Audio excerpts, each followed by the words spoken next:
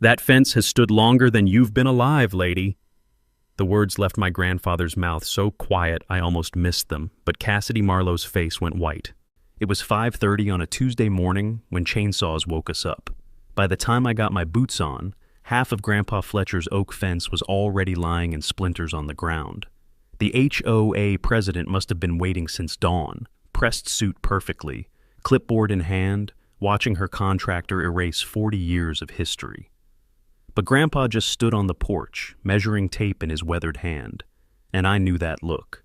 Drop a comment below and tell me where you're tuning in from, because what happened next taught me everything about quiet justice. The sound that woke me wasn't loud at first, a faint mechanical whine rising from the field, the kind of growl a chainsaw makes just before it bites wood. I blinked at the clock, 5:28 a.m. The sky outside was still purple with dawn. Then came the crack of splintering oak, sharp enough to pull me upright. I shoved into my jeans, grabbed my boots, and ran for the stairs as men's voices carried through the window, steady, practiced, already at work. I was out of bed before I'd fully processed what was happening. My feet hit the cold floorboards, and I grabbed the jeans I'd left draped over the chair. The chainsaw screamed again, closer this time, and I heard voices outside. Men's voices, low and efficient, the kind of talk that happens when people are working on a job they've been paid to finish quickly. I pulled on my boots without bothering to lace them and headed for the stairs. Grandpa Fletcher's door was already open. His bed was made, a quilt pulled tight with military corners from habits that went back 50 years. He wasn't in the house. I found him on the front porch. He stood at the railing, motionless in the pale light, the metal tape glinting once in his hand like a quiet warning. He didn't turn when I stepped out beside him. His eyes were fixed on the fence line, and I followed his gaze. 3 men were working along the property boundary. 2 of them were hauling sections of split oak away from the fence posts, stacking the wood in a pile near the road. The 3rd man had the chainsaw, a big industrial model, cutting through the horizontal rails and moving methodically from post to post. The fence had stood there for as long as I could remember. Grandpa had built it with his father back in 1983. It was oak, the kind that weathers gray and hard over time, and every post had been sunk 3 feet deep into red clay. Now it was coming down in pieces, and the pile by the road was growing. Brock Henley stood off to the side, clipboard in one hand and a thermos of coffee in the other. He wore a high-visibility vest over a flannel shirt, work boots caked with dried mud. He wasn't doing any of the cutting himself, just watching and occasionally making notes. Behind him, parked on the gravel shoulder, was a white pickup truck with the HOA logo stenciled on the door. And standing next to the truck, dressed like she was about to walk into a courtroom, was Cassidy Marlowe. She'd clearly been there since before the work started. Her suit was charcoal gray, tailored with a silk blouse underneath. Her hair was pulled back in a tight bun, and she held a leather portfolio under one arm. She wasn't looking at the fence. She was looking at us. At Grandpa, specifically. There was something in her expression I couldn't quite read, something between satisfaction and impatience, like she was waiting for him to react and getting annoyed that he hadn't yet. I watched a 40-year-old piece of oak fall to the ground in 2 clean pieces, and I felt something tighten in my chest. I wanted to yell at them to stop, but Grandpa still hadn't moved. His thumb was resting on the lock button of the measuring tape, and I saw him press it once, then release it. The tape didn't come out. He was just holding it, feeling the weight of it in his hand. I leaned closer to him and kept my voice low. "Grandpa, what are they doing?" He didn't answer right away. The chainsaw stopped, and in the silence that followed, I could hear the morning birds starting to wake up. One of the workers called out to Brock, asking if they should take down the corner post too. Brock checked his clipboard and nodded.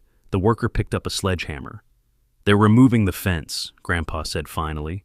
His voice was calm, almost conversational, but there was something underneath it that made the hair on the back of my neck stand up. "Started 20 minutes ago. I came out here to see what they were doing, and Henley told me the HOA had issued a work order, said the fence was encroaching on HOA property." I stared at him. "Encroaching? This fence has been here since before that neighborhood even existed." Grandpa's jaw tightened, but his voice stayed level. "That's what I told him. Asked if he had a survey to back up the claim. He said Ms. Marlowe had the documentation and that I could take it up with her if I had a problem." The sledgehammer came down on the corner post, and the sound echoed across the field. 3 swings later, the post toppled over, pulling an entire section of fence with it. I felt something hot and furious rise in my throat, and I took a step toward the porch stairs, but Grandpa's hand shot out and caught my wrist. His grip was firm, not rough, but unmistakable. "Don't," he said quietly. I looked at him, and for the first time that morning, he turned his head to meet my eyes. His face was weathered, lined deep from 76 years of sun and wind, but his eyes were sharp, clear, focused. "Not yet." I didn't understand, but I nodded and stayed where I was. Grandpa let go of my wrist and looked back at the fence line. The workers were moving faster now, confident that no one was going to stop them. Cassidy Marlowe finally moved. She walked toward the fence line, her heels crunching on the gravel, and stopped a few feet from where Brock was standing. She didn't look at the workers. She looked directly at Grandpa, and there was no mistaking the expression on her face now. It was a triumph. She raised her voice just enough to carry across the distance. "Mr. Boone, I trust you received the courtesy notice we left on your door yesterday." Grandpa didn't respond. I hadn't seen any notice, but then again, I'd been in town most of yesterday working on an article deadline. Cassidy continued, her tone clipped and professional. "The HOA conducted a survey last month, and it was determined that your fence is approximately 6 feet over the property line into the HOA common area. As per our bylaws, any encroaching structures must be removed at the owner's expense. Since you didn't respond to the notice, we're exercising our right to remove the obstruction ourselves." I felt my hands curl into fists at my sides. The arrogance in her voice, the casual way she dismissed 40 years of history as an obstruction, made my blood simmer. I wanted to shout that she had no right, that her survey was garbage, that this was theft disguised as procedure, but Grandpa's stillness beside me held me in place like a tether. Grandpa's thumb moved on the lock button one more time, and this time the tape extended about an inch before he let it retract with a soft click. He didn't raise his voice. He didn't move from the porch. He just spoke, and somehow his words carried across the yard, clear as a bell. "That fence has stood longer than you've been alive, lady." Cassidy's expression flickered, just for a second, and I saw the color drain from her cheeks. But she recovered quickly, squaring her shoulders and lifting her chin. "The age of the structure is irrelevant, Mr. Boone. Property lines are property lines. If you have documentation proving otherwise, you're welcome to present it at the next HOA board meeting. Until then, this work will proceed." She turned on her heel and walked back to the truck, her heels clicking against the gravel in a sharp rhythm. Brock gave the workers a signal, and they went back to their job. I watched the pile by the road grow higher, and I felt like I was watching something irreplaceable being erased. Grandpa turned away from the railing and walked back into the house without a word. I stood there for a moment longer, then followed him inside. I found him in the kitchen, filling the kettle at the sink. His movements were slow, deliberate. He set the kettle on the stove and turned the burner on, then reached for the tin where he kept his coffee grounds. I sat down at the table and waited.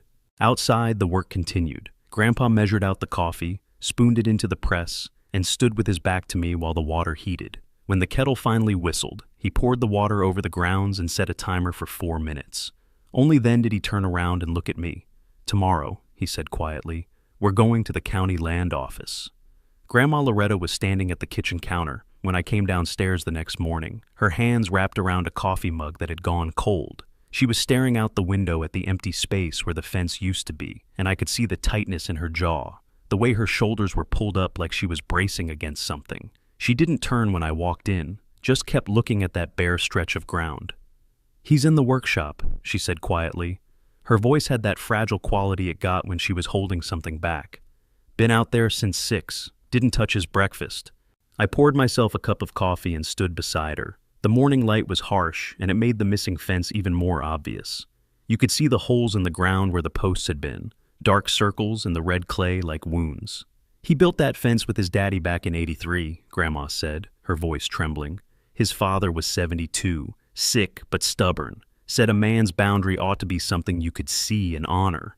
She paused, and I watched her blink hard. They worked on it for 3 weeks, dug every post hole by hand. Fletcher was 35 then, strong as an ox, but his daddy wouldn't let him do it alone, said it was a legacy, something they were building together. Grandma walked over to the kitchen table and sat down heavily. "Go get the album," she said. "Top shelf of the closet in our room, the blue one."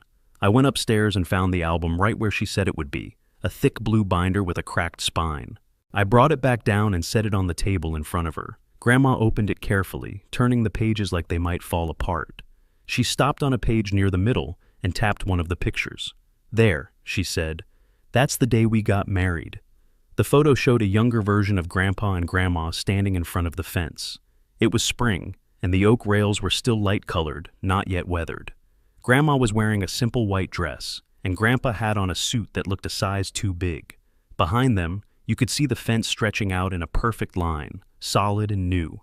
She opened the old album, pages yellowed at the edges. In one wedding photo, the fence stretched behind them, new and bright.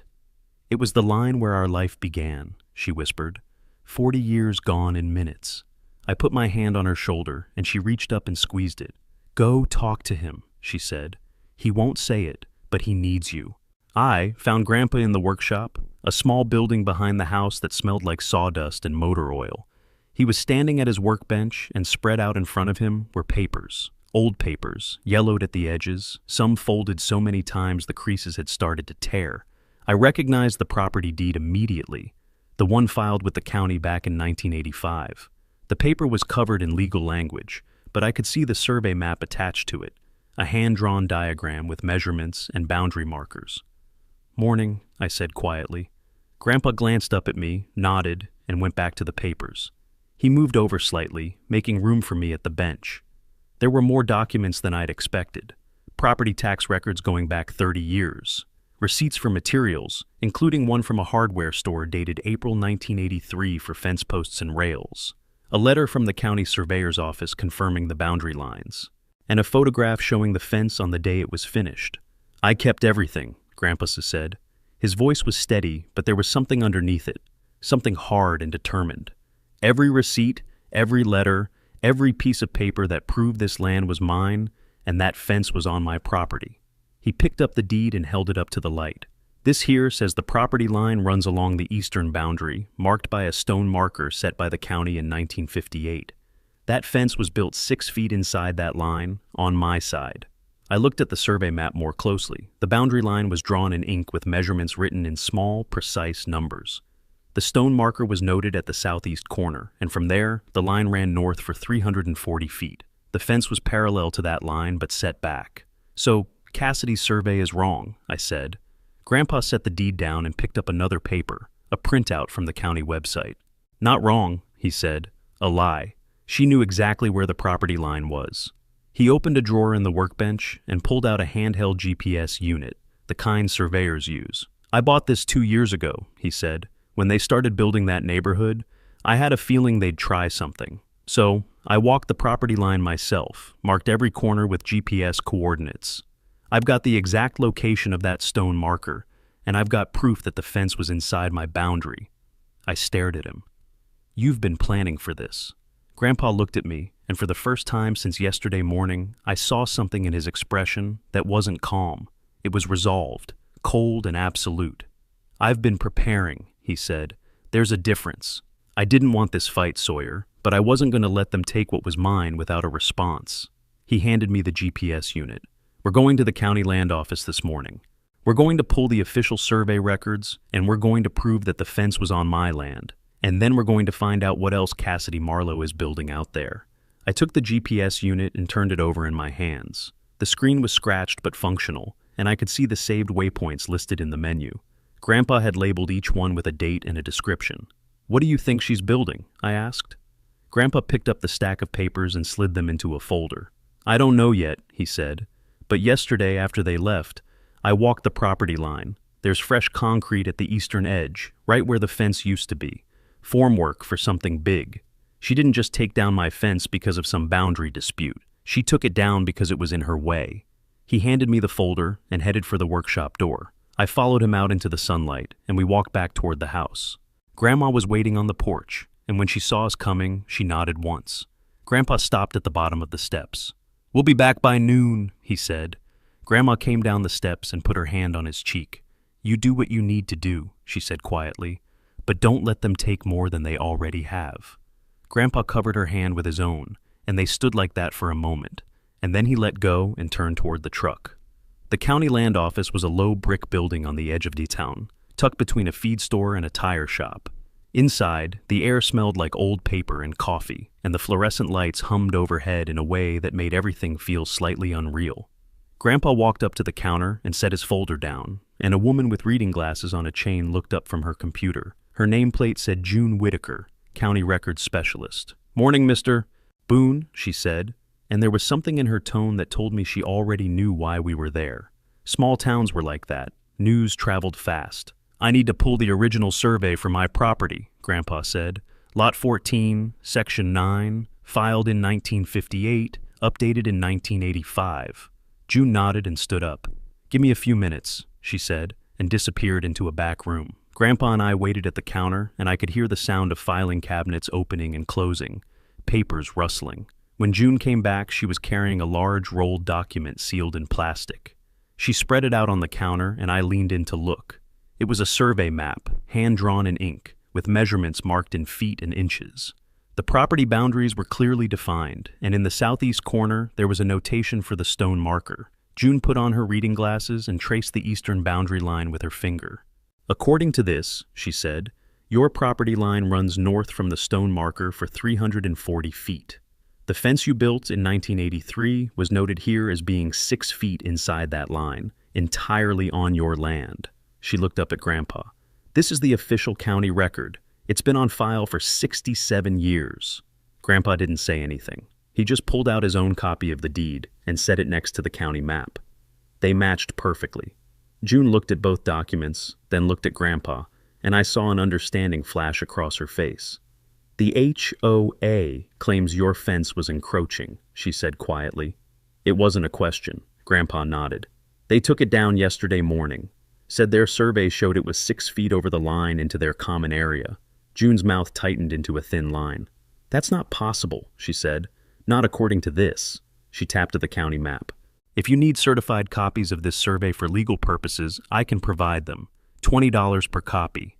Grandpa pulled out his wallet and handed her 2 20s. "2 copies," he said, "and I need the GPS coordinates for that stone marker if you have them on file." June made the copies, stamped them with the county seal, and printed out a sheet with the marker coordinates. Grandpa folded everything carefully and tucked it into his folder. "Thank you, June," he said. She nodded, and as we turned to leave, she called out, "Mr. Boone." We stopped. "I'd walk that property line if I were you," she said. "Make sure everything's where it's supposed to be." We drove back in silence. Grandpa's hands were steady on the wheel, but I could see the tension in his shoulders, the way his jaw was set. When we pulled into the driveway, he didn't go into the house. He went straight to the workshop, grabbed the GPS unit and a camera, and headed toward the eastern edge of the property. I followed him. The land sloped gently down toward where the fence had been, and as we got closer, I could see what Grandpa had mentioned earlier. Fresh concrete, a lot of it. They'd poured a foundation. It ran parallel to where the fence used to be, a strip of gray concrete about 10 feet wide and 25 feet long. Wooden forms were still in place on the sides, and rebar stuck up from the surface in neat rows. Grandpa stopped at the edge of the concrete and pulled out the GPS unit. He checked the coordinates, then looked at the ground. "This is on my land," he said. His voice was flat, emotionless, but I could hear the fury underneath it. "This concrete is 8 feet inside my property line." I stared at the foundation. "What is it?"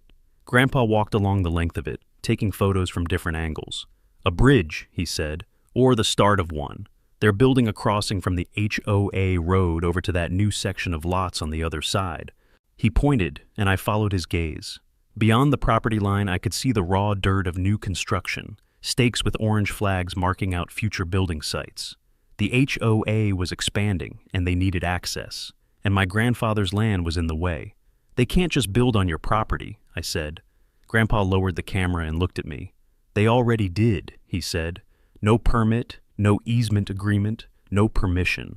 They cut down my fence and poured concrete on my land, and they're betting I won't do anything about it." He took a few more photos, then pulled out the measuring tape from his pocket. He stretched it across the width of the concrete, then the length, calling out numbers that I wrote down in my phone. When he was finished, he stood there for a long moment, looking at the foundation, and I could see his mind working. "Grandpa," I said quietly, "what are we going to do?" He didn't answer right away. He just stood there, the measuring tape still in his hand, and then he said something that I didn't fully understand until later. They built a bridge, he said, so I'm going to dig a ditch. He turned and started walking back toward the house, and I hurried to catch up. What do you mean, dig a ditch? I asked. Grandpa glanced at me, and there was something in his eyes that was almost like satisfaction. Tomorrow morning, he said, you'll see. That evening, I sat at the kitchen table with my laptop open, searching through state property law while Grandpa worked through his own stack of papers. The house was quiet except for the occasional scratch of his pencil and the clicking of my keyboard. Grandma had gone to bed early, exhausted from the weight of the last 2 days, and it was just the two of us in the warm glow of the overhead light. I'd been reading for an hour when I found what I was looking for. Here, I said, turning the laptop so Grandpa could see the screen. Chapter 43, Section 12 of the State Property Code. It says any construction on private land without the owner's written consent constitutes trespass and unlawful encroachment. The property owner has the right to demand immediate removal and can take reasonable action to prevent further encroachment. Grandpa leaned forward and read the section carefully, his finger following the lines of text. When he finished, he sat back and nodded slowly. Reasonable action, he repeated. That's the key phrase right there. I scrolled down to the next section. There's more. If the encroaching party refuses to remove the structure, the property owner can file for injunctive relief and monetary damages. But here's the part that matters. It also says the property owner has the right to protect their boundary by any legal means, including physical barriers or modifications to their own land. Grandpa pulled a yellow legal pad toward him and started writing, his handwriting neat and precise despite his age. He copied down the statute numbers, the relevant phrases, underlining certain words. When he was done, he set the pen down and looked at me. Print that out, he said. All of it. I want hard copies. I hit print, and while the pages came out of the old printer on the side table, Grandpa spread out the survey map and the photos he'd taken of the concrete foundation. He studied them for a long moment, then pulled out a ruler and started measuring distances on the map. The bridge foundation is 25 feet long, he said, more to himself than to me. It sits 8 feet inside my property line, which means it's completely illegal. No easement, no permit, no right-of-way. He made a note on the legal pad. And if I dig a drainage ditch along my property line, under that foundation, I'm doing it on my own land. Perfectly legal. I gathered the printed pages and brought them back to the table. You're really going to dig under the bridge? I asked. Grandpa looked up at me, and there was no hesitation in his expression. Not under it, he said. Along my property line. If that happens to be where they poured their concrete, that's their problem, not mine. He tapped the survey map. I have the right to manage water drainage on my property. I have the right to maintain my boundaries. And if their illegal construction suffers as a result of me exercising my legal rights, then they should have thought about that before they trespassed. The logic was airtight, and I could see he'd been thinking about this all day, working through every angle. When? I asked. Grandpa folded the survey map and stacked it with the other documents. Tomorrow morning, he said, early, before they come back to continue the work. He stood up and walked over to the kitchen window, looking out at the dark shape of the property line. I'm going to need your help, he said. I'm not as young as I used to be, and digging a ditch that long will take both of us. I didn't hesitate. I'm in, I said. Grandpa turned back to me and nodded, and I saw something in his face that I hadn't seen in a long time. It wasn't anger exactly, and it wasn't revenge. It was determination, the kind that came from knowing you were right and having the proof to back it up. We'll need tools, he said. Pickaxe, shovel, wheelbarrow. I've got everything in the workshop. We start at 4:30 before sunrise. I want that ditch dug before anyone shows up to ask questions. That night, I barely slept. I lay in bed thinking about what we were about to do, running through the legal justifications in my head, making sure we weren't missing anything. At 4 in the morning, I gave up on sleep and got dressed. When I came downstairs, Grandpa was already in the kitchen, drinking coffee. He'd laid out 2 thermoses, filled both with hot coffee, and set out a box of granola bars. Eat something, he said. It's going to be a long morning. We walked out to the workshop together, and Grandpa handed me a pickaxe and a shovel. He took the same for himself, along with a wheelbarrow and the measuring tape. We loaded everything into the back of his truck and drove down to the eastern edge of the property. The sky was still dark, just a faint gray line on the horizon, and the air was cold enough that I could see my breath. Grandpa parked the truck and turned off the engine, and we sat there for a moment in the quiet. "Are you ready?" he asked. I nodded. Let's do this. We got out of the truck, and Grandpa pulled out the GPS unit one more time, checking the coordinates against the survey map. He walked along the property line, marking it with small flags every few feet, and when he was satisfied, he turned to me. "We dig here," he said, pointing to the ground directly beneath the concrete foundation. 3 feet deep, 2.5 feet wide, 25 feet long, right along the property line. He handed me the pickaxe. "Start at the end. I'll start at the other. We'll meet in the middle." The first swing of the pickaxe hit the ground at 4:32 in the morning, and the sound echoed across the empty field like a gunshot. The earth was harder than I expected, packed clay mixed with rock, and the impact sent a jolt up my arms that made my shoulders ache. I swung again, and this time the pick broke through, opening a gash in the red dirt. Grandpa was already working at the other end, his movement steady and methodical, the kind of rhythm that came from decades of physical labor. We worked in silence. There was nothing to say, and the work itself demanded all our focus. I'd swing the pickaxe to break up the clay, then switch to the shovel to scoop out the loose dirt and toss it into the wheelbarrow. When the wheelbarrow was full, I'd haul it away from the ditch and dump it, then come back and start again. Grandpa worked the same way, and slowly, inch by inch, the trench began to take shape. The sky lightened from black to deep blue, and then to that pale gray that comes just before dawn. My hands were already blistering, and sweat soaked through my shirt despite the cold air. At some point, I lost track of time. There was only the swing of the pickaxe, the bite of the shovel, the weight of the dirt. My back screamed, my arms burned, but I kept going. Grandpa never slowed down. He was 76 years old, and he worked like a man half his age, his face set in concentration, his breathing steady. We didn't stop for water. We didn't stop to rest. We just dug. By the time the sun broke over the horizon, we'd made real progress. The ditch ran about 15 feet from each end, cutting toward the middle, and it was already deep enough that I had to bend down to climb out of it. The concrete foundation loomed above us, and I could see now how precarious it was.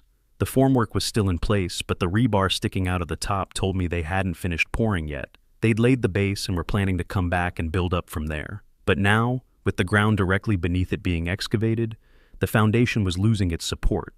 I was standing in the trench, catching my breath, when I heard a voice behind me. "Fletcher, what in the name of God are you doing?" I turned and saw Vernon Cross standing at the edge of the property, a thermos in one hand and a look of complete bewilderment on his face. He was dressed in overalls and a flannel jacket, and his truck was parked on the road behind him. Grandpa climbed out of his section of the trench and wiped his hands on his pants. "Digging a drainage ditch, Vernon," he said calmly. "On my land." Vernon walked closer, his eyes moving from the trench to the concrete foundation and back again. Understanding dawned slowly on his face, and then he let out a low whistle. "That bridge they're building," he said. "It's sitting right on top of where you're digging." Grandpa nodded. "That's right. And since it's on my property without my permission, I figure what I do on my land is my business." Vernon stared at him for a long moment, and then a slow grin spread across his face. "You're undermining the foundation." "I'm digging a drainage ditch," Grandpa corrected, but there was the faintest hint of something in his voice that might have been satisfaction. "If their illegal construction happens to be affected by my legal right to manage water runoff on my property, that's not my concern." Vernon laughed, a deep belly laugh that echoed across the field. "Fletcher Boone, you are one smart son of a gun." He set his thermos down and rolled up his sleeves. "You need help?" Grandpa looked at him, surprised. "You don't have to do that, Vernon." Vernon picked up the spare shovel that was leaning against the wheelbarrow. "The hell I don't," he said. "That HOA has been pushing people around for 2 years now, telling us what color we can paint our houses, threatening fines if we don't cut our grass to their specifications. Someone needs to push back, and if that someone is you, then I'm helping." He climbed down into the trench and started digging.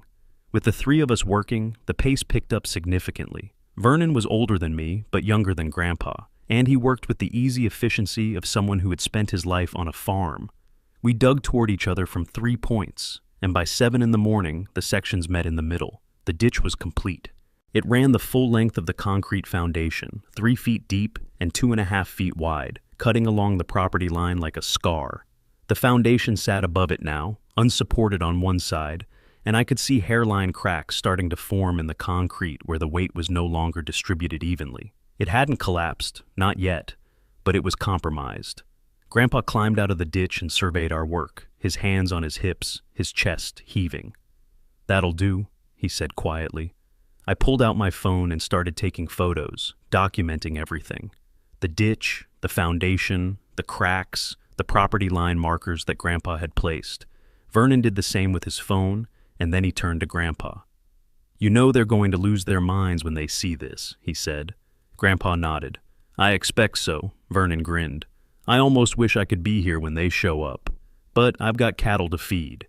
You call me if you need a witness, Fletcher. I'll swear in court that every inch of this ditch is on your land." Grandpa shook his hand. "Appreciate it, Vernon." Vernon climbed into his truck and drove off, and I helped Grandpa load the tools back into the wheelbarrow. My entire body ached, and my hands were raw, but there was something else too, a sense of accomplishment, of having done something that mattered. We walked back to the house, and Grandma was waiting on the porch with fresh coffee. She didn't say anything, just handed us each a cup and looked at us with an expression I couldn't quite read. Grandpa sat down in one of the porch chairs and took a long drink of coffee. The sun was fully up now, bright and warm, and from where we sat, we could see the ditch cutting across the field, a dark line in the red earth. "Now we wait," Grandpa said. I sat down next to him, and we drank our coffee in silence, and I wondered how long it would take for someone to notice. We didn't have to wait long. At 9:15, I heard the sound of a truck engine roaring up the road, moving faster than it should have been. I was inside finishing breakfast when the sound cut off abruptly, followed by a car door slamming so hard I could hear it from the kitchen. Grandpa was still sitting at the table, reading the newspaper like it was any other morning, but I saw his eyes flick toward the window. "That'll be her," he said quietly. I stood up and looked out. Cassidy Marlowe's luxury sedan was parked at an angle on the shoulder, and she was already storming across the field toward the ditch. Brock Henley's truck pulled up behind her, and he got out and followed, moving slower, his expression confused. I watched Cassidy reach the edge of the trench and stop dead. Even from this distance, I could see her body go rigid. She stood there for maybe 10 seconds, staring down into the ditch, and then she spun around and screamed something at Brock. I couldn't make out the words, but the tone was unmistakable. Fury. Pure, unfiltered rage. Brock walked up to the ditch, looked down, and his face went pale. He said something back to her, gesturing at the foundation, and Cassidy cut him off with a sharp motion of her hand.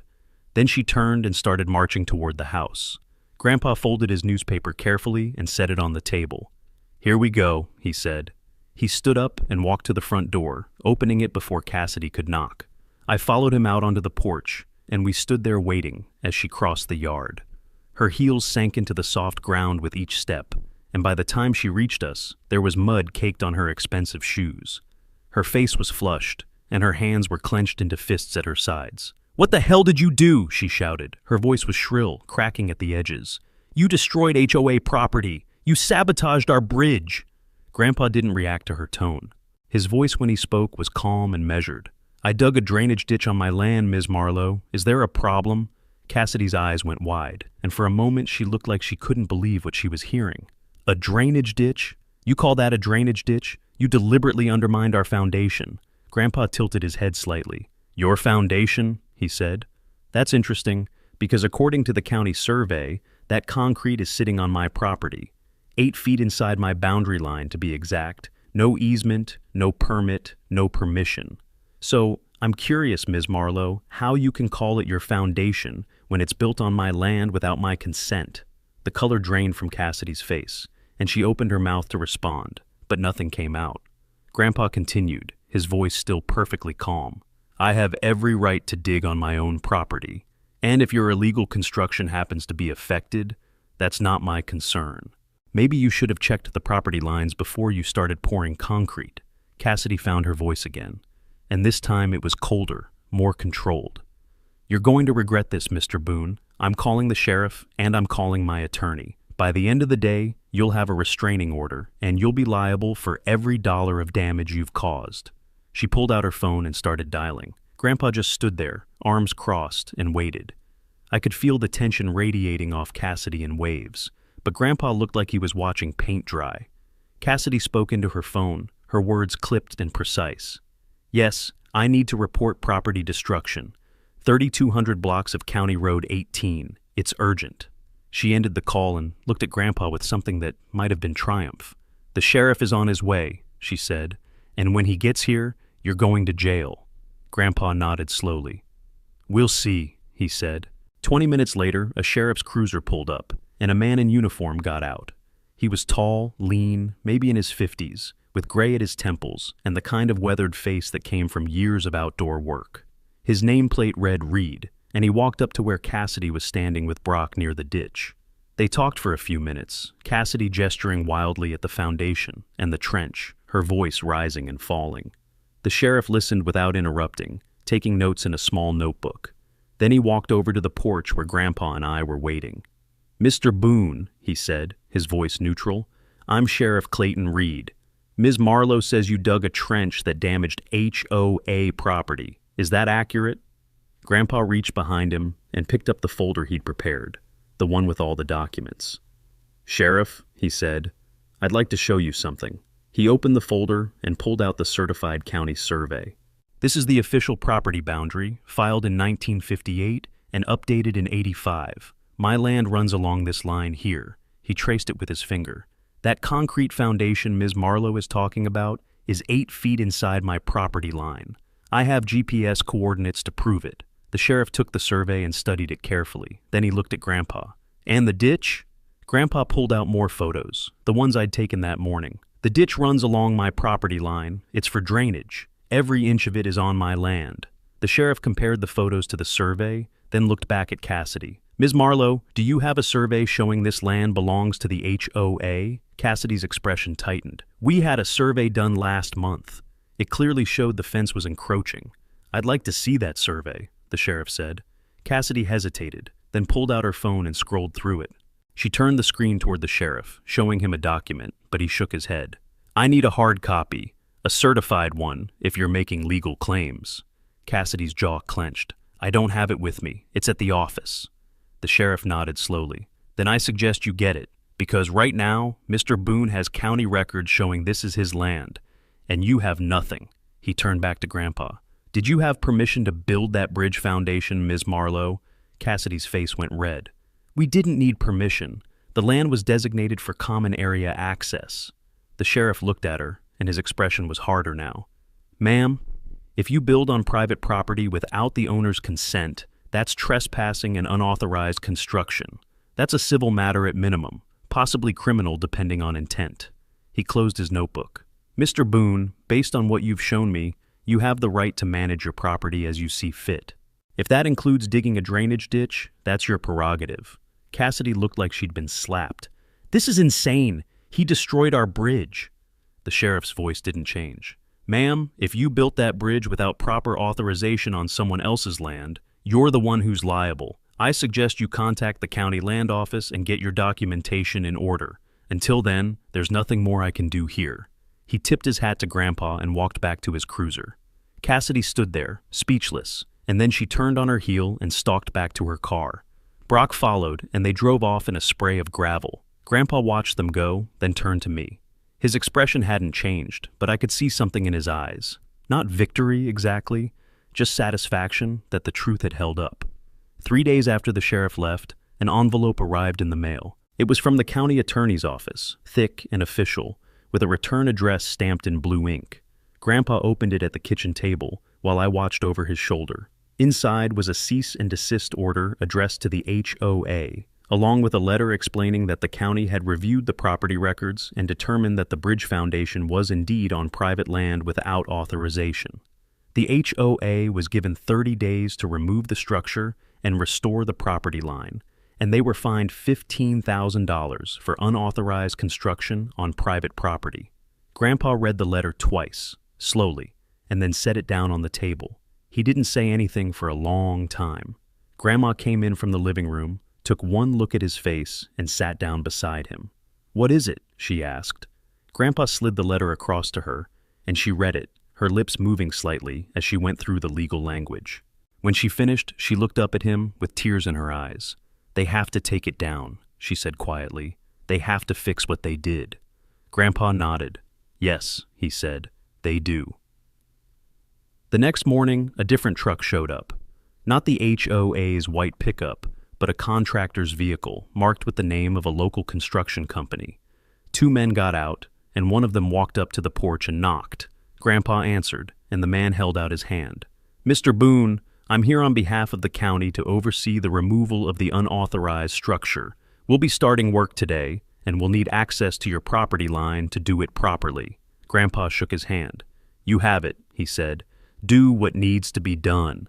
I watched from the porch as the crew set up their equipment. They brought in a small excavator and started breaking up the concrete foundation, piece by piece. The sound of jackhammers filled the air, and chunks of concrete were loaded into a dump truck and hauled away. It took most of the day, but by late afternoon, the foundation was gone. All that was left were the holes where the rebar had been pulled out and the disturbed earth where the concrete had sat. The crew smoothed out the ground as best they could, and then the foreman came back to the porch. "We're done with the removal," he said. "Now, about the fence. The order says we're supposed to restore it. Do you have specifications for what was there before?" Grandpa pulled out one of the old photos, the one from 1983 that showed the fence on the day it was finished.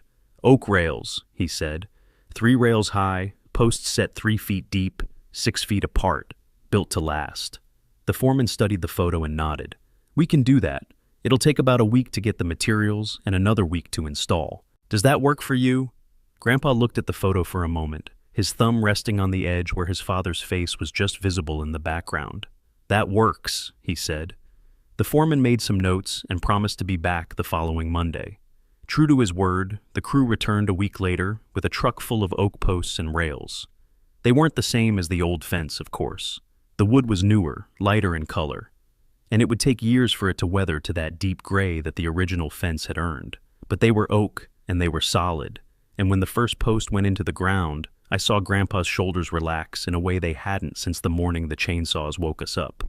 The work took another week. The crew was meticulous, measuring everything twice, making sure the posts were level and the rails were aligned. Grandpa watched them every day, sometimes offering suggestions, mostly just standing at the property line with his arms crossed, observing.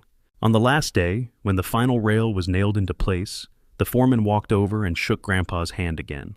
"It's done, Mr. Boone," he said. "Good as new." Grandpa looked at the fence, running his eyes along the length of it, and then he nodded. "Thank you," he said. That afternoon, Vernon came by. He walked along the fence line, inspecting the work, and then he turned to Grandpa with a grin. "They did a decent job," he said. "Not as good as you and your daddy, but decent." Grandpa smiled, a small, tight smile, but a smile nonetheless. "It'll do," he said. Vernon clapped him on the shoulder. "You know what you did, Fletcher? You taught the whole county a lesson. That HOA thought they could push people around, thought nobody would stand up to them, but you did.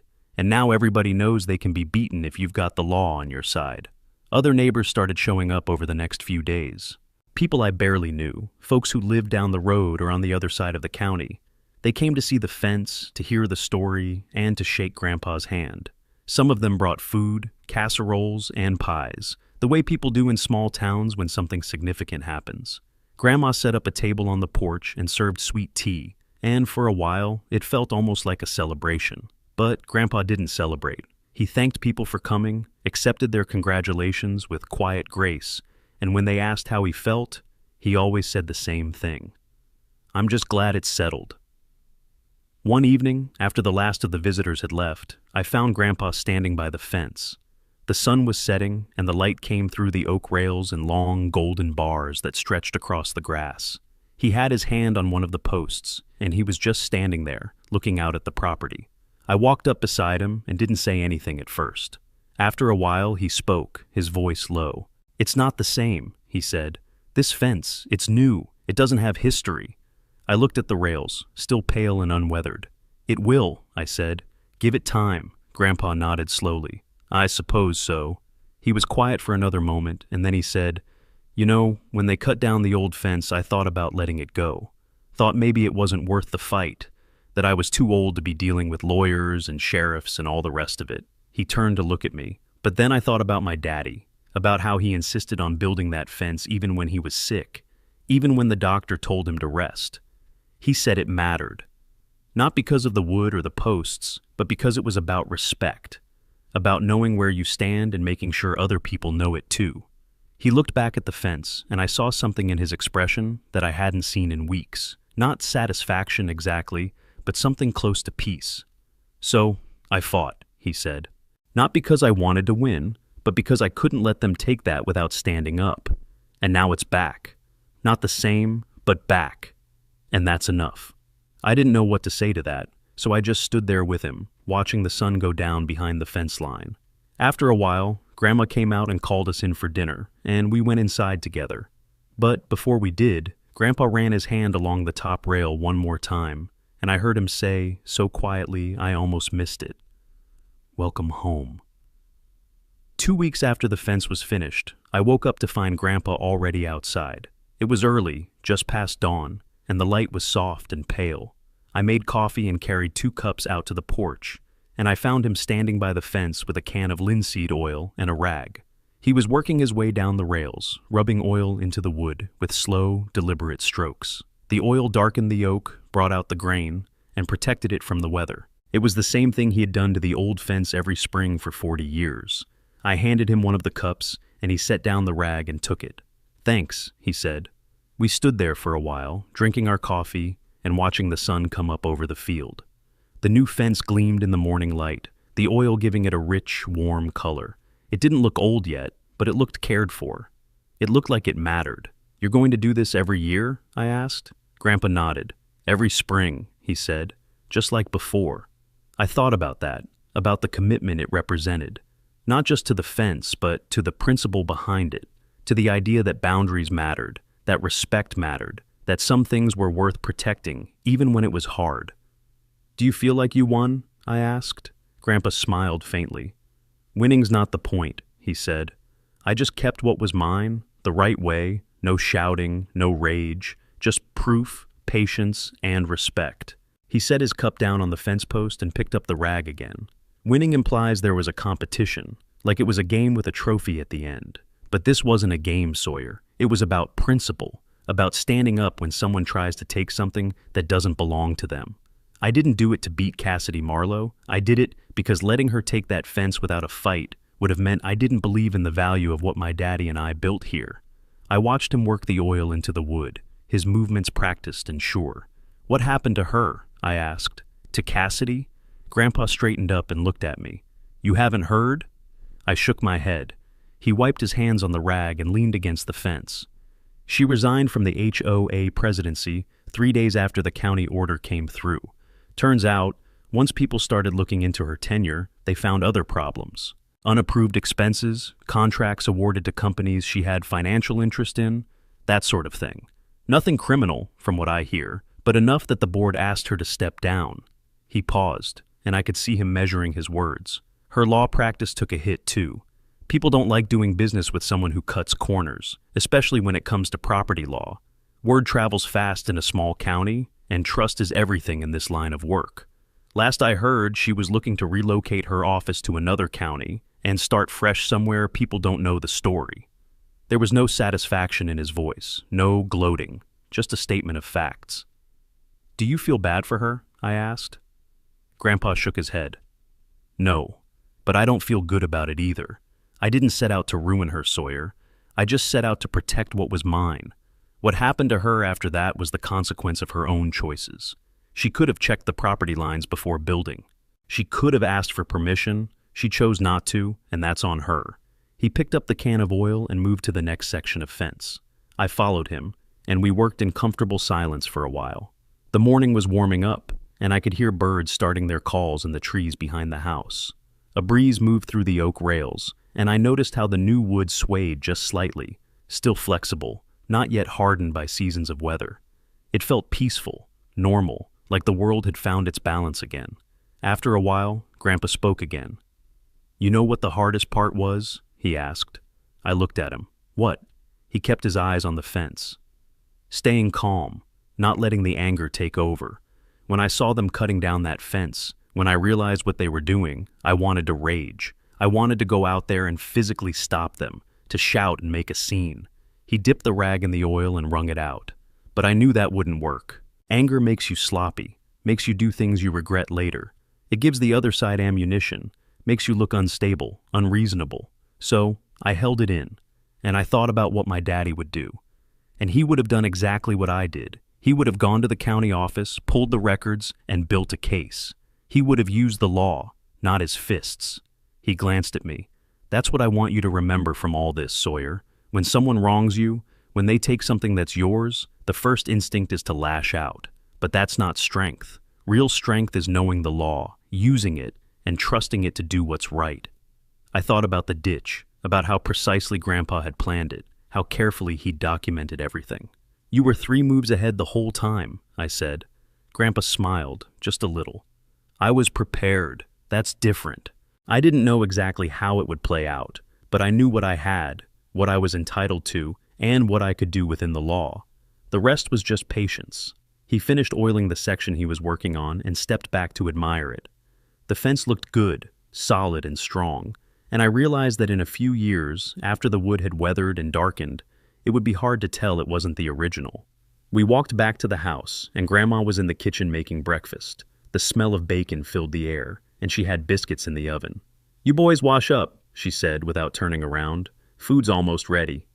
We washed our hands at the kitchen sink, and Grandpa dried his on a towel that hung by the window.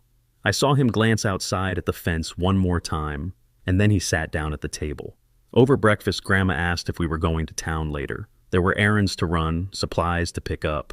Grandpa nodded. "After lunch," he said. "I want to finish the fence first." Grandma smiled at him, and I saw the look that passed between them, the kind of look that comes from decades of marriage, from knowing someone so well that words aren't always necessary. "You and that fence," she said softly, "always was your pride." Grandpa reached over and squeezed her hand. "It's not pride," he said. "It's a legacy." That afternoon, after we'd finished the oil treatment and cleaned up the tools, I sat on the porch with my laptop and tried to write. I'd been working on a book about family history, about the stories that get passed down through generations, and I realized that this, what had just happened with the fence, was one of those stories. Not because it was dramatic or because Grandpa had won some great victory, but because it showed something fundamental about who he was and what he believed in. I started typing, trying to capture it, but the words felt inadequate. How do you explain the quiet dignity of a man who refuses to let injustice stand, but also refuses to let anger consume him? How do you convey the weight of a fence that represents more than just wood and nails, but a lifetime of values and principles? I struggled with it for an hour, deleting paragraphs and rewriting sentences, trying to find the right balance between sentiment and truth. Then Grandpa came out and sat down beside me. "What are you working on?" he asked. I told him, and he nodded slowly. "Are you going to put this in your book?" he asked. "If you don't mind," I said. Grandpa was quiet for a moment, looking out at the fence. The afternoon sun caught the oil-treated wood and made it glow like amber. Then he said, "If you do, make sure you get it right. Don't make me out to be some kind of hero. I'm not. I'm just a man who knew his rights and was willing to stand up for them. That's all." I nodded. "I'll get it right," I promised. He smiled. "Good. Because the point isn't that I'm special. The point is that anyone can do what I did, as long as they're willing to do the work. Research the law, gather the evidence, stay calm, and trust the process. That's not heroism. That's just being a responsible property owner." We sat there as the afternoon stretched into evening, and eventually some of the neighbors stopped by. They brought food, as people in the country tend to do, and we all sat on the porch and talked about nothing in particular, the way neighbors do.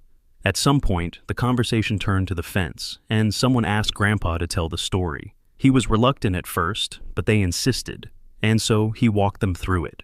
The unauthorized survey, the cut fence, the bridge foundation, the ditch.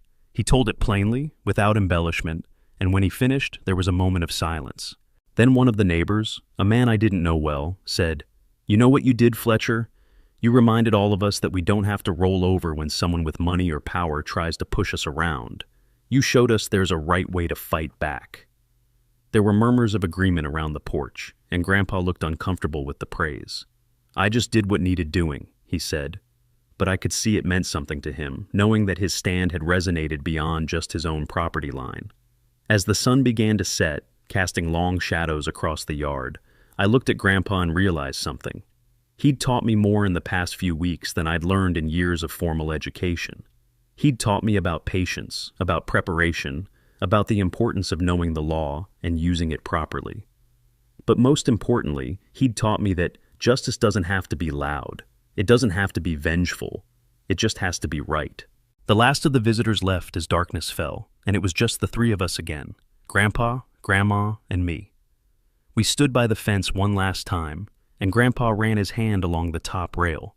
The wood was smooth under his palm, still slightly sticky from the oil. "You know," he said quietly, "my daddy used to say that a fence isn't about keeping people out.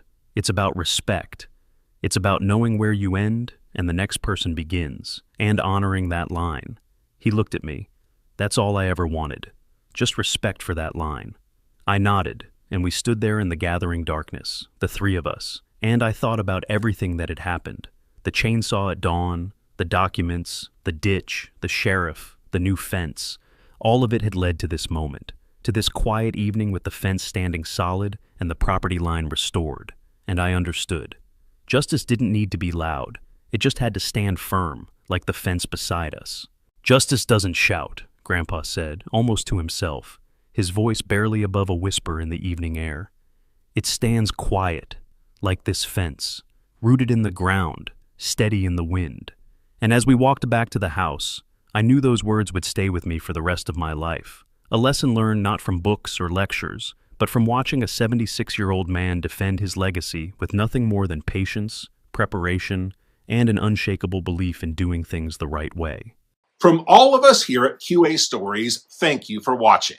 Smash that like button, drop a comment, and join us again for more unbelievable stories.